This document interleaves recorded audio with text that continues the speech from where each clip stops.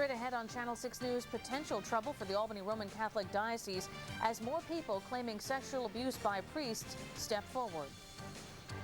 U.S. officials have warned that terrorists may be eyeing small planes for future suicide attacks. I'm Jerry Gretzinger. We'll find out just how much of a threat these planes could be. And a truck makes a mess of a major highway just in time for the holiday travel rush. The showers are over for today. They'll be returning, though, by tomorrow. Channel 6 News starts right now.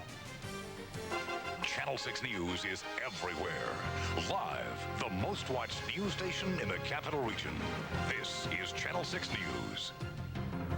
Good evening. There are 3 new allegations of sexual abuse by priests in the Albany Roman Catholic Diocese. That's according to today's Times-Union, which reports area attorneys have been contacted by people who claim they were victimized. You may remember back in March, Bishop Howard Hubbard told Channel 6 News there had been 9 substantiated sexual abuse claims against Albany Diocese priests in the past 25 years. Well, the bishop put together a task force to handle such claims, and the church says it will no longer require confidentiality by the victim when claims are settled. Meanwhile, the state legislature is considering a new bill that could extend the statute of limitations for criminal sexual abuse prosecutions. Watch out for suicide attacks by terrorists in small planes. That warning was one of many from U.S. officials last week, responding to unconfirmed threats. But how easy is it to steal a private plane, and just how much damage could one do? Jerry Gretzinger spent the day finding out. While tens of thousands of people had their eyes on stunt planes this weekend, air security officials kept their eyes on the ground, keeping watch over smaller, less spectacular aircraft. We are monitoring the aircraft in the area as much, if not more so, than in the past. Philip Klein, a Saratoga official who oversees the county airport, says despite a heightened state of alert, you cannot guarantee that someone couldn't jump the fence and steal a plane. If somebody wants to do something bad enough, I'm sure they'll find a way to do it. But to be able to jump the fence, as you say, be able to start it and take it up, those things tend to be very difficult. These little planes are very distant cousins to the commercial airliners that were used in the September 11th attacks. Some compact cars could conceivably do just as much damage. But a small plane can do a lot of damage. Alan Stokes, a former pilot and National Transportation Safety Board worker, cautions don't let the size of the craft fool you. Any object traveling at a high rate of speed can do serious damage, particularly if it's full of fuel or loaded with explosives. You see the kind of mess that a car bomb will make. It would be at least that, plus of course 280-mile-an-hour engine blocks and many gallons of gasoline too. That will spoil somebody's day entirely. The warnings that have been issued by the government recently have been based on what officials call vague threats, but seeing as how terrorists have shown a real affection for aviation, any threats involving planes, big or small, will be taken seriously. In Saratoga County, Jerry Gretzinger, Channel 6 News. A family of 3 is recovering at the hospital after their SUV rolls over on the highway. Police say the car went off the road on Route 160, drove into a ditch and rolled over. A mother, father, and infant were taken to Ellis Hospital with minor injuries.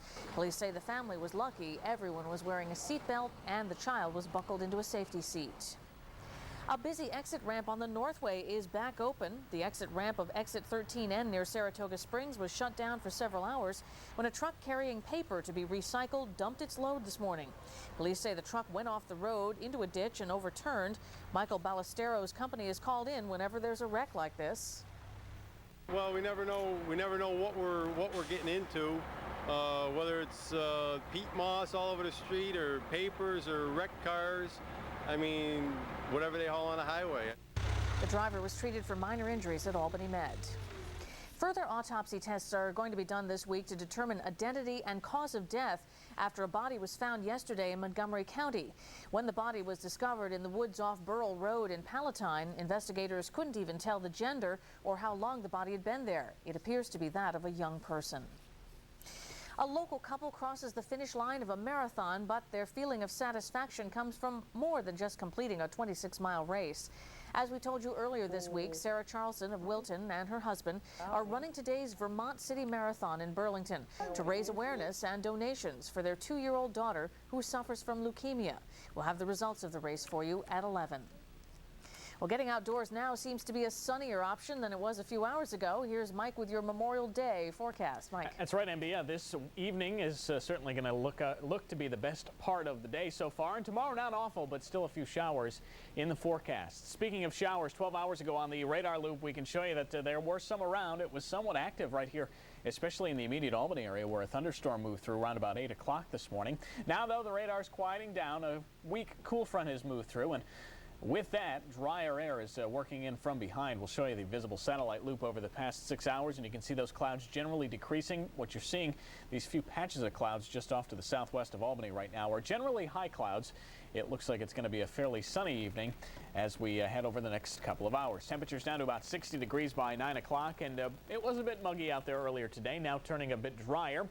But the showers, as I mentioned, do return for tomorrow. They'll be mainly south of Albany. We'll pinpoint exactly where coming up in full weather in a few minutes. Channel 6 News is everywhere. Coming up next. We'll introduce you to some lesser-known heroes of past wars this Memorial Day weekend. And if you want your name in lights, we'll tell you where to go. It's a scene eerily reminiscent of the 1987 Schoharie Thruway Bridge collapse that killed 10 people right here in the capital region. But this one happened today 100 miles east of Oklahoma City, Oklahoma. Up to a dozen people may be dead as tractor trailers and cars on Interstate 40 plunged 100 feet down into the water when a bridge collapsed. It buckled when a barge below hit it. The barge is the only thing right now holding the structure in place. Berkshire County College is the place to be for stargazing this Memorial Day weekend. Shooting for The Human Stain, a new movie starring Anthony Hopkins and Nicole Kidman, is underway at Williams College this weekend. You'll remember producers of the film held an open casting call earlier this month in Williamstown. The movie is set at a fictional college. Hopkins plays a light-skinned African-American professor who tries to pass himself off as Jewish. Filming continues through Tuesday. Memorial Day weekend is a chance to remember and honor soldiers from all the major wars. And as Lisa Weber finds out, that doesn't just include human soldiers. Just running like a regular deal. It's a love one man has perfected. Today we want to start running them both together. And followed for 35 years. I didn't think I'd be a dog handler. It never even entered my mind. Jerry Walsh runs 5 juvenile detention facilities in Arkansas. Good girl. He trains a team of handlers and bloodhounds to find teens who run away. I love working with dogs. Never lost it. But Jerry's skills stems from something many people want to forget. It was 1966. Jerry was 19, and the Army drafted him as a scout dog handler for the Vietnam War. I said, sir, I've never had a dog. He said, it doesn't matter, the Army's going to give you one. The dog's name was Marty. Well, he didn't growl at me, so I said, I'm getting that dog. But their mission was no laughing matter with the 40th Scout Dog Platoon. On each patrol, the two worked 50 yards ahead of troops.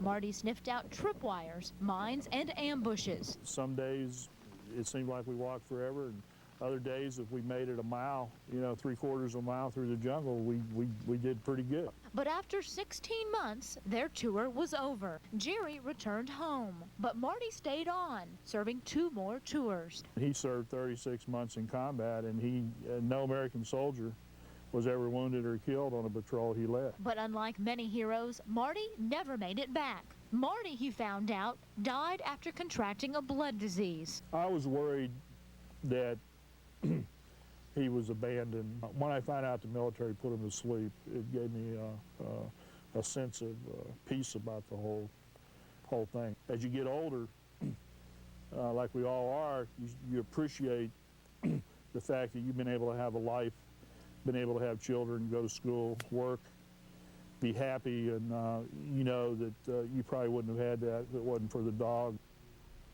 Many handlers like Jerry belong to the Vietnam Dog Handlers Association. We're putting a link to their website on ours. Just go to WRGB.com and click on the web links button at the top of the page. Well, this is one of those days where if you slept in long enough, you could wake up just in time for the sun and miss all the bad stuff, except, of course, you'd have to sleep through all the thunderstorms. I was going to say, it'd be tough to sleep this morning. I got woken up by the rumbles of thunder, and although that area of wet weather has moved off to the east now, it's going to be making several more visits to the area over the next few days. We'll tell you when we get back.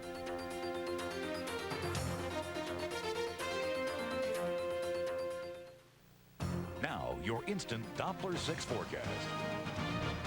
A lot of people must have wondered whether it was Thunder or the Blue Angels performing today at the air show, but I could only make the distinction because I knew the Blue Angels were performing later in the day. Right, it was definitely thunder this morning. A small thunderstorm, but it definitely did get a little bit weird around here in the immediate Albany area fairly quickly. A quick downpour picked up just about 1/10 of an inch officially at the airport today. Now, though, those thunderstorms are moving away, skies clearing out, and temperatures are still mild. Got up to 68 today for the official high. That's a little bit below normal for this time of year. 73 is where we should be. About 50 is the normal overnight low. We were up in the mid-50s last night, so a mild night. And there again, the rainfall, just about 1/10 of an inch in the rain gauge. Picked that up earlier this morning at the Albany airport. Rest of the rainfall amount scrolling across the bottom of the screen there with WeatherNet 6. Thanks to everybody for reporting in today. Most folks reporting temperatures in the 60s. It's 66 right now officially at Albany. Dew point at 53, and that is down a little bit from a couple of hours ago. Here's a look at the latest dew points across the region. You can see upper to mid-50s further south and east, and as you head further north and west, dew points drop off into the 40s. It was feeling a little bit humid earlier today, but now this drier air working in slowly from northwest to southeast. So look for those dew points and the mugginess to go down over the next several hours. Again, mid to upper 60s for the Hudson Valley. It's 69 right now in Glens Falls, 69 as well in Poughkeepsie. Into the Berkshires. This is Pittsfield, Mass. at 62, and North Adams checking in with 67. Notice, although the dew points are going down, temperatures not falling all that much as you head further north and west. This front was a fairly weak one, mainly a wind shift line, as the parent low pressure system is way up here in Canada. And this front, at least in our neck of the woods, does not have much of a punch to it. But again, drier air moving in. Where this front does have more of a punch is where things really warmed up today. Another day in the 80s and 90s with high levels of humidity all up and down the mid-Atlantic coast. And that's where thunderstorms have formed right out ahead of and along this cold front, which turns into a stationary front back towards Texas. Well, here's the jet stream setup through midweek. What we've got going on is a very weak flow pattern. The jet stream across southern Canada, north of the immediate Albany area, is a zonal jet stream flow, which means no big storms over the next few days, but a few little weak impulses riding along this jet stream. And what it also means is that this storm, this weak front, which is going to settle itself just off to the south of the Albany area coming up over the next few days, really has nothing to steer it. So it's going to be stuck here along the east coast, and that's going to mean no extended periods of wet weather, but a few chances for showers for us over the next several days. And tomorrow is one of those, especially south and east of Albany, with that front stalled right around New York City, nosing back into central portions of Virginia. The chance for a few scattered showers and thunderstorms exists from about Albany on southward right through the day. High pressure and control off to the north, though, will mean sunnier skies as you head up towards the Adirondacks and into northern Vermont. By Tuesday, that little weak area of high pressure, I think, will nudge just far enough south to push that shower threat a little bit further away. So I think most of the day at this point Tuesday looks dry for us. Temperatures in the mid-70s, and then after that another chance for rain by Wednesday. For tonight, though, dry, mostly clear and cool, about 45 for the low. Variably to mostly cloudy skies tomorrow. Again, more sunshine the further north and west you head from Albany. Chance of a few showers and thunderstorms, which will end early coming up tomorrow night. 53 for the overnight low. And here's a look at the next 6 days. There you see a mainly dry day Tuesday. Again, temperatures at or slightly above normal right through most of the stretch. Another chance for showers, maybe a rumble of thunder Wednesday. Dry again Thursday, and then Friday I think the big cool down happens with a good chance for what could be severe thunderstorms, and then back into the 60s we go by next weekend. I'm getting my compass and going north or west tomorrow, okay. No matter what, just to get the sun. Drive on. Thank you. Yep. Well, today wasn't really the best day to jump in a pool, but as the weather gets better, many area pools are opening for the season. In Clifton Park, the Country Knolls and Barney Road pools will be open daily from now until Labor Day. The Locust Lane pool will be open weekends until mid-June and then daily. Schenectady pools opened on Friday, but most Albany pools won't open until June. Well, a golfer from the Capital District had a tour victory within reach today. We'll see if she could hang on for the win. Plus, the Diamond Dogs and the Lumberjacks going deep at Heritage Park. Tim Mack has it all next in sports. Welcome back. Laura Diaz won her first PGA Tour event earlier this season at the Circle K Championship. And as the leader all weekend at the Corning Classic, the Scotia native was poised to win her second. She was 12 under as the day began, a stroke ahead of Rosie Jones, but it was tough for Jones to compete with Diaz hitting shots like this. The brilliant par putt on 9, that saved the hole for Diaz, and she was in command on the back 9. Diaz shot a 2 under 70 today, moving her to 14 under for the weekend, and fittingly capped the tournament off by 2 putting for the win on 18. Diaz claims her second career PGA Tour victory. To win in New York State for the people of New York State is just incredible, and I really, really appreciate the support out there today. To the PGA, the Memorial in Dublin, Ohio, which you saw right here on Channel 6. Jim Furyk emerged from a crowded field to finally slip away with a win over the back nine. Furyk shot a 7 under 65. That's the lowest final round by a winner in the tournament's 27-year history. He finished at 14 under, 2 strokes ahead of John Cook and David Peoples. To baseball, the Diamond Dogs and Lumberjacks have opened their Northern League seasons by trading wins on each other's home fields. And if that held true today, it would mean trouble for Albany Colony. So the Dogs used some alternative scouting methods to try to gain an edge. Not that it helped their fielding. This grounder from Juan Tolentino, just a little too hot to handle. That allows Epi Guerrero to come home, capping a 2-run inning for the Jacks. The Dogs started to chip away at the lead in the 9th. Juan Espinal gets a hold of one, takes it all the way over the donuts. It's a solo shot, and Albany Colony is on the board. But with the tying run at the plate, the Dogs would gamble and lose. Aaron Sled trying to steal second, and he's meat. Gunned down, that brings the game to an end. Adirondack wins 3-1. Dogs and Jacks will be back in action at Eastfield tomorrow at 5 o'clock. And in college baseball, RPI lost today in the Division III College World Series game they played. Eastern Connecticut State rallied to beat them in the 9th. RPI will play the College of New Jersey in an elimination game later tonight. To the majors, the Mets handed the Marlins a win yesterday, thanks to more comedy in the form of 2 more fielding errors. A chance to make amends for New York today in a rubber match at Shea Stadium. Mets start the scoring. 2 men on for Mike Piazza in the first when the catcher lines one off A.J. Burnett. Both runners would come home. It is a 2-zip lead.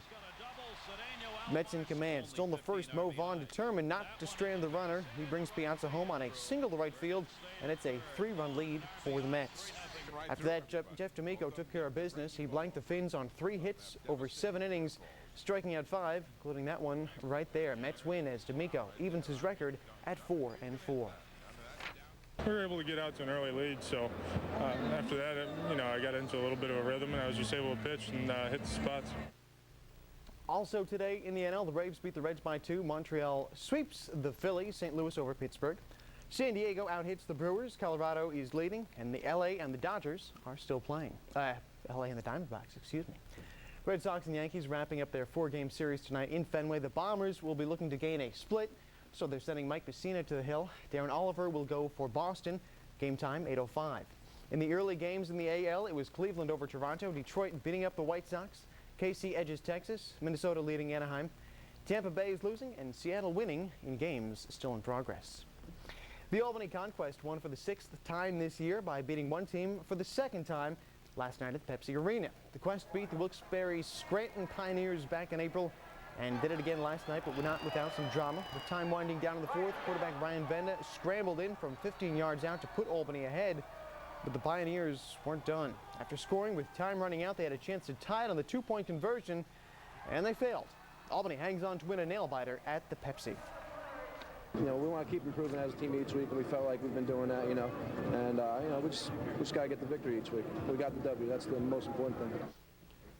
To the track in one of the biggest races on 4 wheels, the Indianapolis 500. The fastest field in the history of the race was led by Helio Castro Neves.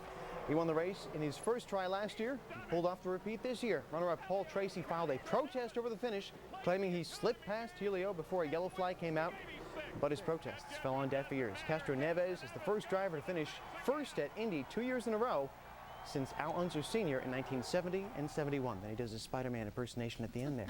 And in the NBA playoff, the Kings right now leading the Lakers out west. Well, they'll be asking for photo finishes next. Yeah, well, it was close. They thought it was a little technicality thing, but he won, and as you could see, Castro Neves was the one climbing up the fence, so he must have been happy. So.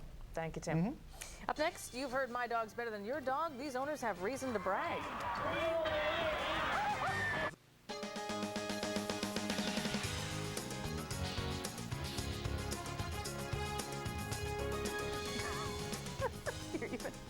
Well, finally tonight, their most amazing athletes on 4 legs. These talented canines cleared the high jump, dove into the water to retrieve items. You see them about to do that. They will burrow through tunnels if you ask them to do it. And they will maneuver through sticky wickets just to win a regional title in the Purina Dog Chow Incredible Dog Challenge.